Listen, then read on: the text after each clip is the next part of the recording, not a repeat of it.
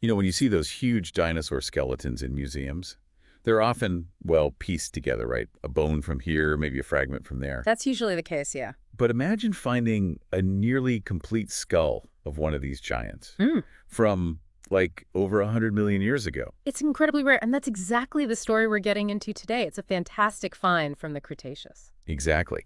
So today we're doing a deep dive into Abydosaurus. It's an early Cretaceous sauropod found over in northeastern Utah. Right, and we've got some great sources, the original scientific papers, news reports, lots to unpack. And our mission, really, for you listening is to get why Abydosaurus is such a big deal. You know, what makes this particular long neck special, both as an ancient creature and, well, its place in the bigger dino story. Okay, so Abydosaurus, the name itself sounds kind of evocative. Is there a story there? There is, actually. Abydosaurus means Abydos lizard, and the Abydos part connects to ancient Egypt. Egypt. Yeah. Yeah, Abydos was an Egyptian city on the Nile. According to mythology, it's where the head and neck of the god Osiris were buried. No way. Yes.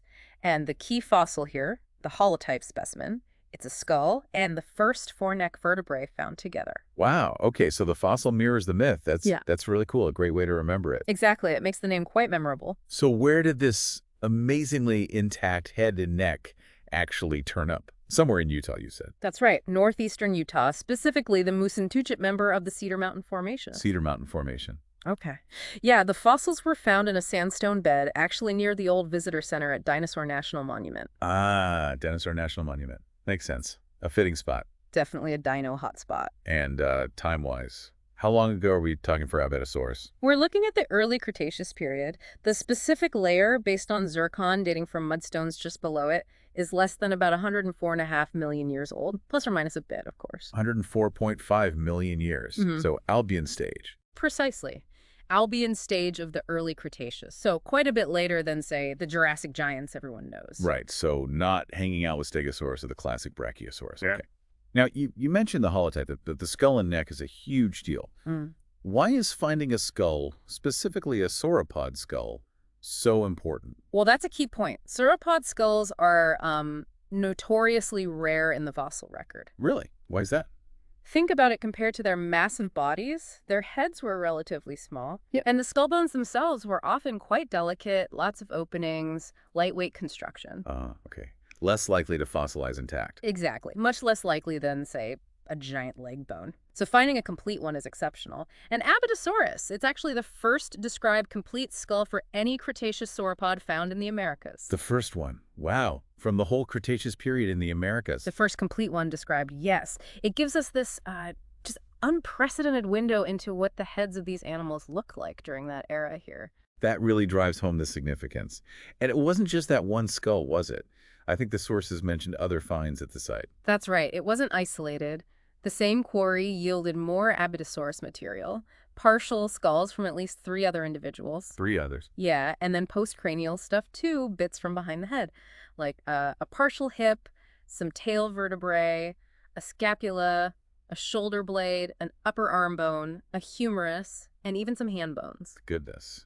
Sounds like they hit a real jackpot there. Whole group, maybe. It certainly gives us a lot more material to work with to understand variation and the whole animal. So who gets the credit? Who officially named Abydosaurus? It was named back in 2010 by paleontologist Daniel Shore and his colleagues. The full name is Abydosaurus mackintoshi. Mackintoshi. Is there a story behind that part too? Yes, the species name honors John S. McIntosh. Mackintosh.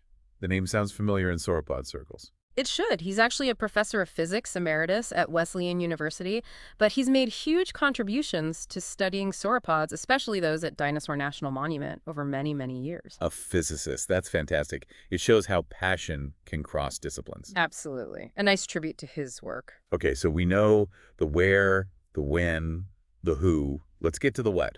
What did Abydosaurus look like? What makes it distinct physically, especially compared to other sauropods? Right. Well, one of the most interesting things is the teeth. The teeth, okay. Yeah. If you think about earlier brachiosaurids, like the famous Giraffatitan from Africa. Which was much earlier, right? Late Jurassic, maybe 50 million years before Abydosaurus. Giraffatitan had these broad, sort of spoon-shaped teeth. Right. Abydosaurus, though, had teeth that were noticeably narrower, sharper, almost pencil-like. Huh. Narrower and sharper. What does that suggest? It strongly suggests a difference in diet, or at least feeding strategy. Maybe Abydosaurus was adapted to different types of vegetation than its earlier cousins, a different kind of plant processing. Interesting. A 50 million year gap, and you see that kind of dental change. Yeah. What else stood out? Well, despite the time gap and the teeth, the overall skull shape does have some similarities to Giraffatitan, but there are key differences beyond the teeth. Like what?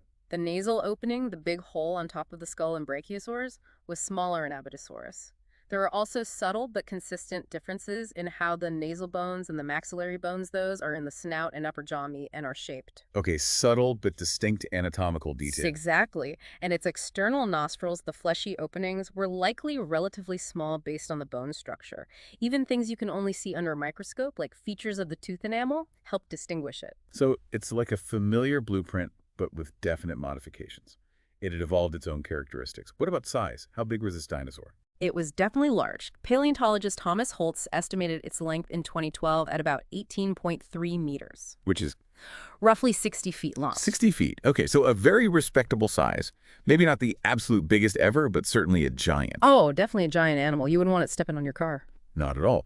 Okay, so for people trying to, place it in the grand scheme, where does Abydosaurus fit on the dinosaur family tree? Can you give us its taxonomic address? Sure. So scientifically it goes domain Eukaryota, kingdom Animalia, phylum Chordata, then the big group Dinosauria. Right. Within dinosaurs, it's the Saurischian, one of the lizard-hipped ones. Then Sauropodomorpha, the long-necked lineage. Then Sauropoda itself. Getting more specific. Yep. Then Macronaria, which is a major group of advanced sauropods, including Brachiosaurs and Titanosaurs. Then the family Brachiosaur, the classic giraffe-like sauropods. And finally, genus Abydosaurus, type species Abydosaurus mackintoshi. Got it. Brachiosauridae. That helps place it. Okay, let's try and sum this up. What are the really key things for you, our listener, to take away about Abydosaurus? I think the biggest thing is the skull. Its discovery was huge because complete Cretaceous sauropod skulls, especially from the Americas, were basically unknown before it. It gives us such a vital reference point. That rarity aspect is crucial. Absolutely. And then those unique teeth, narrower than earlier relatives like Giraffatitan. That highlights real evolutionary change happening within the Brachiosaur group over that long time span. Suggesting adaptation maybe to changing plants or environments? Exactly. And finally, just the fact that we have multiple individuals from the same site gives us a richer picture than just a single bone would. So putting it all together, this one find, Abydosaurus, really advanced our understanding quite a bit. Immensely. It helps us piece together sauropod evolution during the early Cretaceous, a time that's still a bit murky for some dinosaur groups. These subtle skull differences, the teeth, they're clues. Clues about how these massive animals were adapting as the world changed around them. It's pretty amazing what one particularly good set of fossils can tell us. Okay, so here's something for you to chew on, listener. No. That 50 million year gap we mentioned between Giraffatitan and Abydosaurus. Think about what those differences, the smaller nose, those narrower teeth, might really be telling us.